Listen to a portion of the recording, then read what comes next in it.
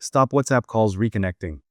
Hey guys, in this video, we're going to show you how to stop WhatsApp calls reconnecting. First, open the control center on your iPhone and check your Wi-Fi connection. Make sure you're connected to a strong and stable internet. Now turn off the Wi-Fi for a few seconds, then turn it back on. Next, open the WhatsApp application, then tap on Settings at the bottom right corner. Here, tap on Storage and Data. Now turn on the toggle for Use Less Data for Calls.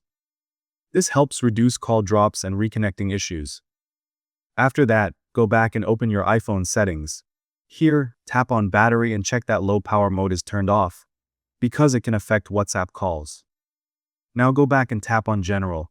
Here, tap on iPhone Storage. Then scroll down and tap on WhatsApp. Here, tap on Offload App, and confirm by tapping on Offload App again. This will clear temporary issues without deleting your chats. Finally, go back and open the App Store. Now search for WhatsApp and check if there's an update available. If yes, update it to the latest version for smoother performance. Thank you guys so much for watching. I hope you got some value. See you at the next one.